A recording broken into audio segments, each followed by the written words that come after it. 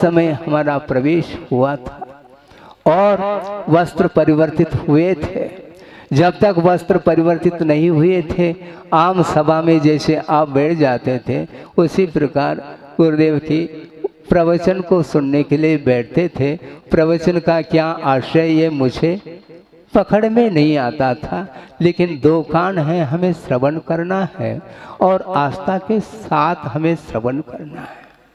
8 साल अंतर्मुक्त के उपरांत वह क्षमता आती है, आवे ये अनिवार्य नहीं। अपनी अपनी भूमिका और अपने अपने परिणाम बहुत विभिन्नता को लिए हुए होते हैं। परिणामों में निर्मलता होते हुए भी उसमें बहुत भेद भिन्नता स्तर के अपेक्षा से हो सकती है। तो मैं भी आम सभा में जैसे आप लोग बैठे हैं उसी प्रकार बैठे थे महावीर जी में, किंतु सामान्य रूप से सबको आशीर्वाद मिलता था। पर्टिकुलर उन्होंने कोई आशीर्वाद नहीं दिया। नमोस्तु करने के लिए चले जाते हैं तो जनता जा रही है, उसी प्रकार हम भी उसमें शामिल है, तो सामान्य रूप से सबके लिए आशीर्वाद मिल रहा था। उसी प्रकार अपने को भी मिला, किंतु कोई वार्ता नहीं हुई। क्योंकि वार्ता क्यों होगी? उपदेश तो आम सभा के लिए है और व्यक्तिगत जो कुछ भी है वह वार्ता नहीं करना चाहते हैं। कहाँ तक वो समय देंगे। किंतु जिस समय वस्त्र का परिवर्तन हुआ और उनके द्वारा उस समय उनके सदस्य के रूप में उपस्थित हुए, उपदेश मिलता था वो तो मिल ही रहा है। जितने भी ब्रह्मचर्यों का समूह था उस समूह में ही मैं बैठा था, अकेला तो हूँ नहीं, वहाँ पर भी एक समूह है और समूह में ही वह अध्ययन कराते रहे। और उस समय हम सुनते सुनते आए और मंगलाचरण उन्होंने किया। वस्त्र परिवर्तन होने के उपरांत तत्पर सूत्र का उच्चारण उन्होंने बाद में कराया। यंद सदवंदियानम तिहुवन हिद मधुर विशद वक्कानम अंतातीत गुणानम नमो जिनानम जद भवानम। इस प्रकार उन्होंने उच्चारण किया और एक बार उच्चारण उन्होंने किया, हमसे उच्चारण बन नहीं रहा। इस प्रकार बार बार मेरे विचार से 8-10 बार उन्होंने रिपीट किया हो और बीच में उन्होंने कहा ठीक से उच्चारण करो। तो अब ठीक से उच्चारण करो, अब क्या ठीक और क्या गैर ठीक मुझे ज्ञात ही नहीं। मैं क्या ठीक से उच्चारण करूं? फिर भी वो कह रहे हैं जी ठीक से करने का प्रयास करूंगा। हमने कोई उत्तर नहीं दिया क्योंकि उत्तर ठीक नहीं माना जाता। वो जो कह रहे हैं उसको स्वीकारता देनी चाहिए। जी प्रयास करूंगा, मन में सोच रहा हूँ। और मैं बार बार उच्चारण किया। धीरे धीरे वह उच्चारण सुधरता गया। अर्थ यह है उस समय वस्त्र परिवर्तन करने के उपरांत मेरे हाथ में क्या दिया गया था? एक छुल्लक जी थे और उन्होंने एक पतली सी किताब, कौन सी? नहीं, अभी सिद्धांत की बात मत करो। हाँ, उसमें नहीं 24 ठाना भी नहीं, ना 34 ठाना, कोई ठाना आना न कुछ भी नहीं। हम जानते नहीं ठाना क्या है। सुनो, मैं कह रहा हूँ एक पतली सी किताब है और उसमें प्रभु पतित पावन की विनती है और शायद उसमें 12 भावना भी जो भोदरदास कृत शायद वो है, राजा राणा छत्रपति, शायद उसमें इस प्रकार के कुछ विषय उस पतली सी किताब में देखने को मिली थी और उसको मुझे दिया गया। क्यों दिया गया? कारण इसमें क्या है? कारण ये है, समय ज़्यादा न हो, वैसे 9:35 हो रहे हैं, बहुत संक्षेप कर रहा हूँ कि इसलिए दिया गया कि अभी तुम्हें भाषा का कोई ज्ञान नहीं है। कहा उन्होंने कुछ नहीं, किंतु अनुमान तो होता ही है क्योंकि नर्सरी का छात्र है और यमे की किताब रख दो उनके हाथ में दे दो, कोई औचित्य नहीं है। इसलिए उस नर्सरी में प्रवेश जो किया है जिसने, उस छात्र के लिए वह पतली सी किताब हाथ में पकड़वा दी और एक सूत की माला दे दी है, चांदी सोने की नहीं, हाँ सूत की जो मंदिर वगैरह में खुट्टी पर टांगी जाती है, और वही जो है ना, हाँ, उसमें मनिया भी नहीं सरकती, गांठ है उसमें, और उसको लेकर के हम जाप कर रहे हैं। और वह पतली सी किताब, क्योंकि प्रभु पतित पावन कौन? प्रभु पतित नहीं, प्रभु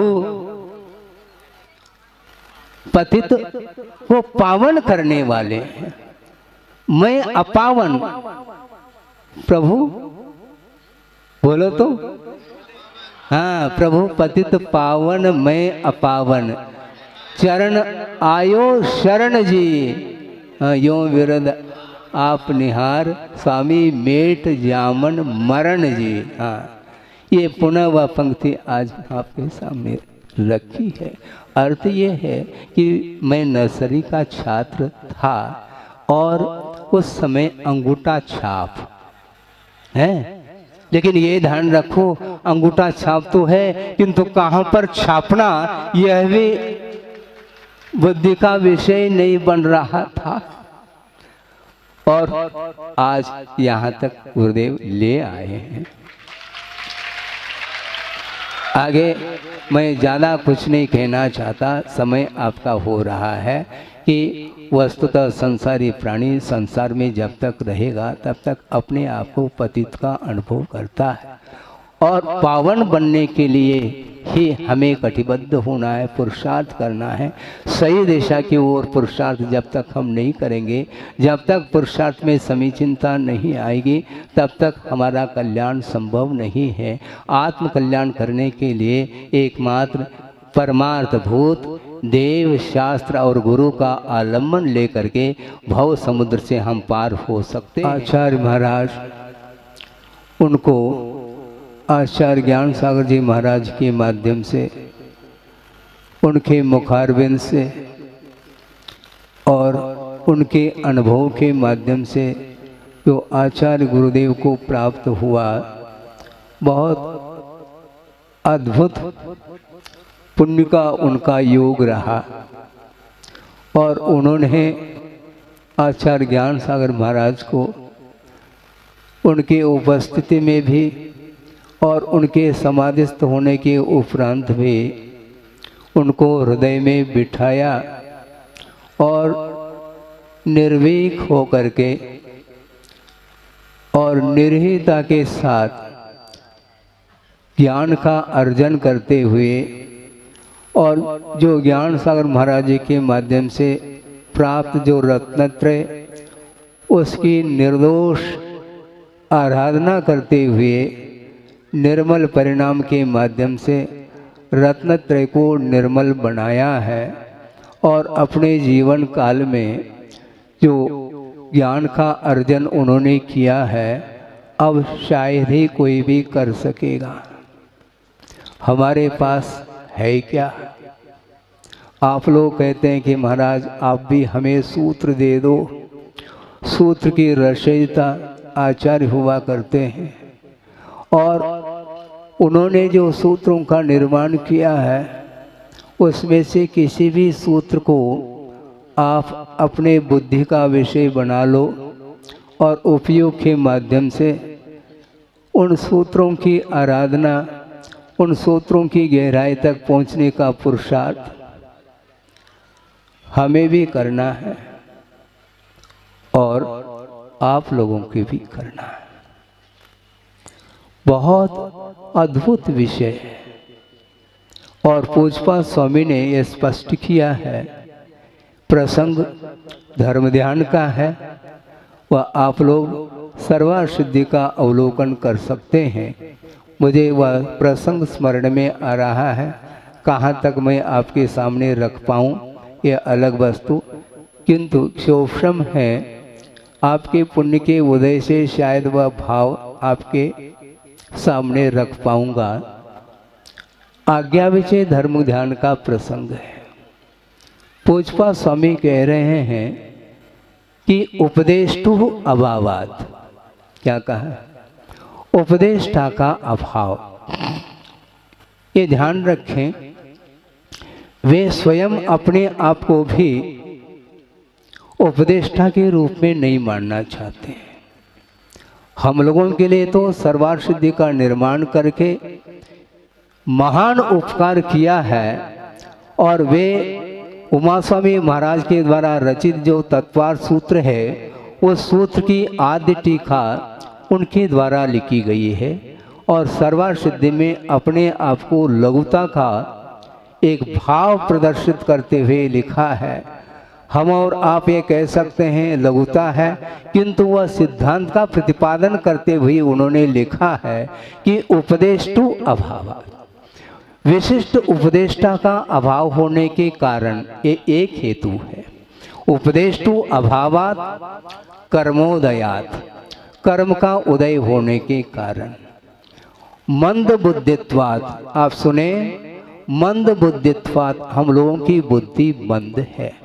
उन्होंने भी अपने आप को ये स्वीकार किया है, हमारे भी मंद बुद्धि है।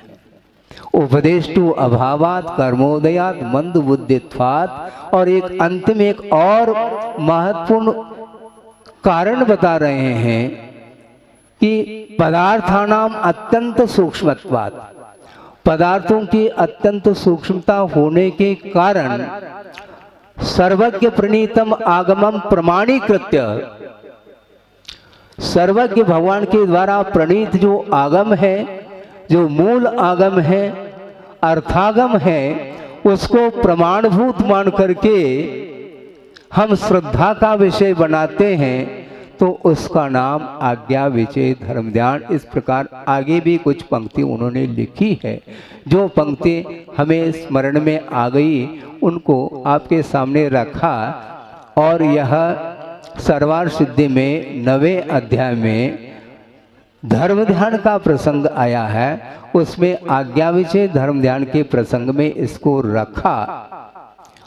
और उन्होंने एक बात और रखी, हेतु और दृष्टांत इन दोनों का अभाव हो जाता है।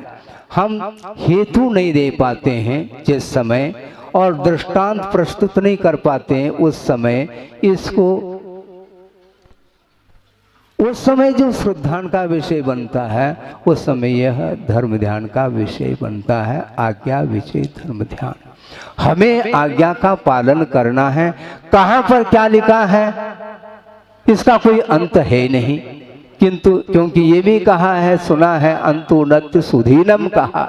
जब श्रुत का अंत नहीं है और उपलब्ध जो आगम हम लोगों के पुण्य के उदय से उपलब्ध हुआ है, उसको हमें बिना किसी संदेह के साथ हमें एकमात्र इदमेव इस प्रकार समझ करके उसको आस्था का विषय बनाना चाहिए।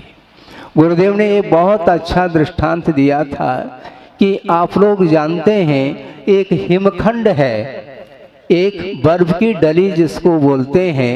मान लो 1000 व्यक्ति बैठे हैं और एक व्यक्ति के हाथ में वह हिमखंड है, एक छोटा सा एक बर्फ का एक टुकड़ा है, और वह एक दूसरे के हाथ में वह परिवर्तित होता होता अंतिम जो व्यक्ति बैठा है उसके हाथ में यदि पहुंच जाए तो शायद वह बर्फ की डली देखने को नहीं मिलेगी, थोड़ा सा हाथ गीला मिलेगा, देखने को स्पर्श में आएगा। इसी प्रकार यह द्वादशांग की जो द्वादशांगात्मक जो आगम है वह धीरे धीरे धीरे यहाँ पर पहुँचा है, किंतु हमारे हाथ गीले बने रहे। मान लो वह हाथ सूख भी जाए तो भी हमारा मन हमेशा गीला बना रहे। प्रत्येक व्यक्ति का मन यदि शीतलता का अनुभव करता है तो निश्चित रूप से उसके हृदय में वह आगम विद्यमान है, ऐसा मैं समझता।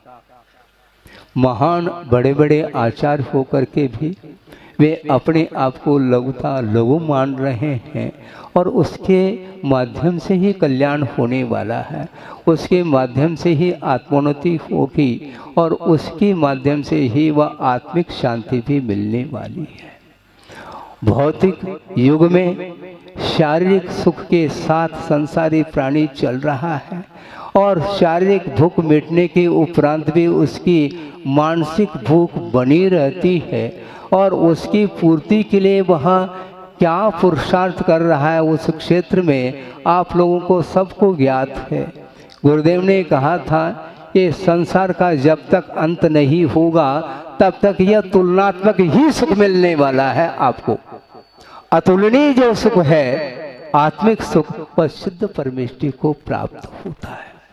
अरहंत अवस्था में केवल ज्ञान प्रकट हुआ है और केवल ज्ञान की दृष्टि से चाहे वह तीर्थंकर का केवल ज्ञान हो अथवा सामान्य केवली का केवल ज्ञान हो अथवा शुद्ध परमेष्टि का केवल ज्ञान हो, केवल ज्ञान में कोई भी अंतर नहीं है क्योंकि ये ज्ञान क्षयिक ज्ञान माना जाता है।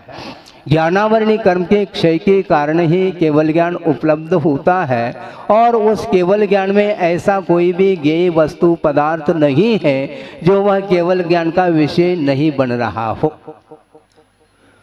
अतीत, अनागत और वर्तमान समय संबंधी इन तीनों काल संबंधी अनंत पदार्थों के अनंत पर्यायों को और उनके साथ गुणों का जो संबंध है, यानी प्रत्येक द्रव्य के भीतर जो अनंत गुण हैं उन गुणों संबंधी भी पर्यायों के साथ एक समय में वे केवल ज्ञानी युगपथ जानते हैं, बल्कि जानते नहीं किंतु दर्पणायते ऐसा कहा।